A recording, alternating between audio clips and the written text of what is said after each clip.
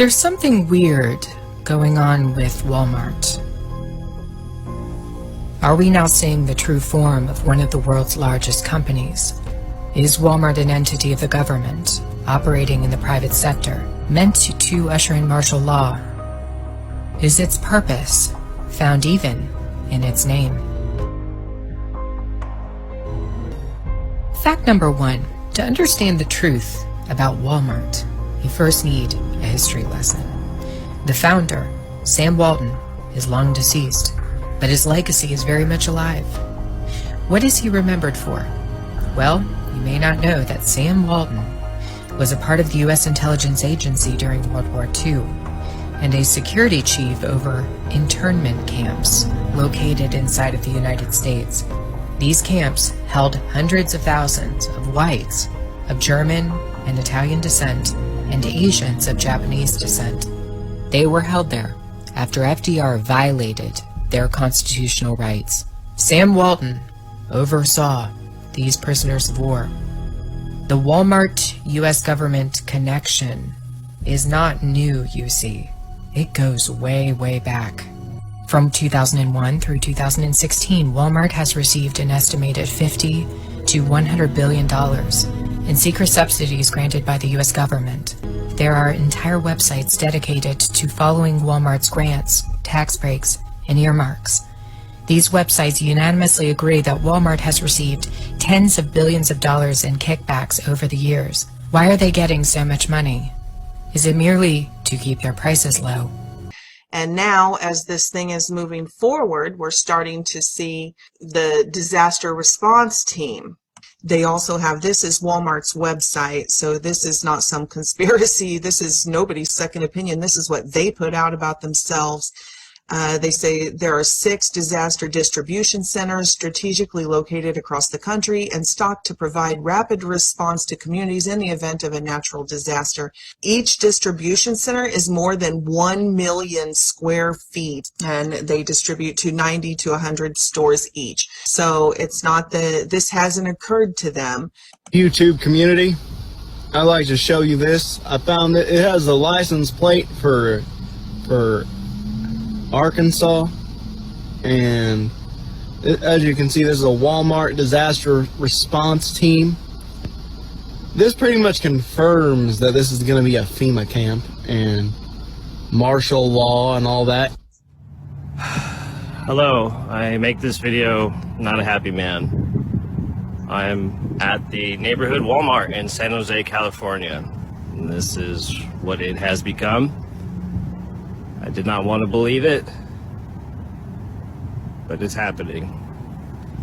Anyone who knows anything about jail or anything about that knows what this is. That is a holding area. This is actually where they're hearing these booms, actually. So that first portion, that first clip there, came from an older video. As many of you know, I'm uploading my archive over here on these alternative platforms since they deleted my YouTube channel. So when I was going back to this one, I wanted to kind of revamp it and update it. We had talked about this during the hurricanes and different things, that we could see them setting up this system around us. But a lot has happened in the few years since that video was uploaded.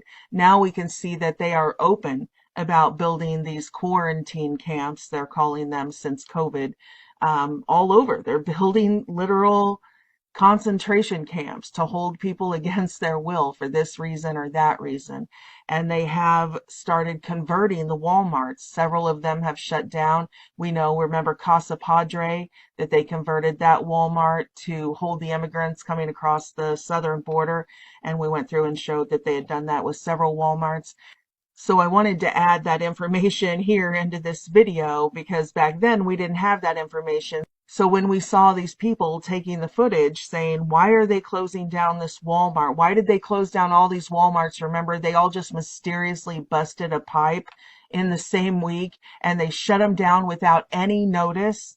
The employees didn't even know not to come to work. They showed up and the doors were locked. That's how fast they converted some of these Walmarts. So that's what we're expecting to see. Not all of them. It'll be, as they need. But clearly, this thing was set up from the beginning by Sam Walton, who was an intelligence agent. He worked in the concentration camps on American soil back during World War II.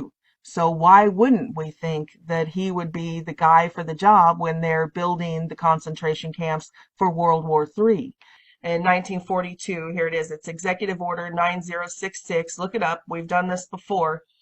But when the tyrannical leftist FDR did it during World War II, it wasn't even what they would say illegal immigrants. These weren't people who committed any crimes. These were Japanese Americans. These were American citizens that they rounded up just because they were Japanese and we had been attacked at Pearl Harbor. And let me break in here because a lot of people right there will be like, oh, but that's okay. It's always okay if it happens to somebody else, right?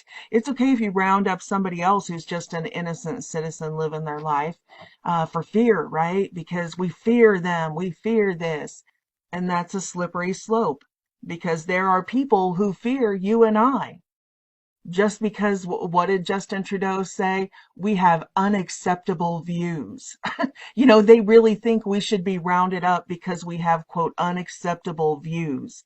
And when you have a regime that has overthrown the United States to where we don't have a voting system anymore, and this regime comes out and says that if you try to defend yourself against this communist takeover, you are a domestic terrorist. Even if that is just walking on a government sidewalk with a sign.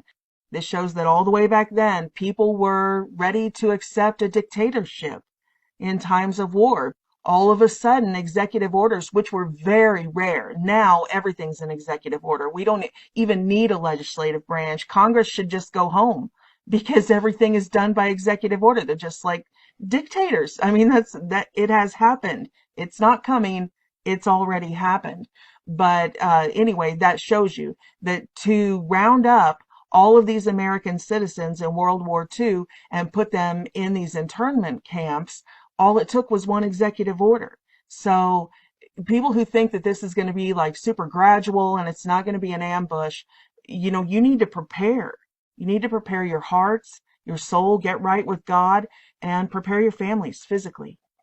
Because this isn't just happening in the United States. This picture on the screen are the internment camps in Australia. It's out in the open. We don't need to sneak around in the woods looking for abandoned prisons or something for FEMA camps anymore. You saw with COVID-19 when they launched this thing, they just took over the hotels. They took over existing buildings and they started building out in the open. Internment camps out in the open. All they have to do is give you an excuse. And again, all done by executive order. Nobody had to draft a bill and pass it and all these people vote on it, or the Americans get to go to the ballot and vote on this measure or that. No, it was just like, this is the way it is. We're going to snatch you when you get off the airplane and you live here now until we say you can go, until you take this injection, until you shove this nasal implant up your nose or whatever they want to do. And that's the thing with the Walmart buildings. They have been set up not just with the holding pens outside, which now we call garden centers, but inside with pharmacies. I mean, this is Dr. Mengele's dream. Inside the camps, you can administer these injections. Everybody goes willingly to the Walmart to get their COVID vax injection, right? Their gene therapy shot. They need to get augmented right away, right? Because if they don't, and people who don't, they're dangerous. Ooh, they're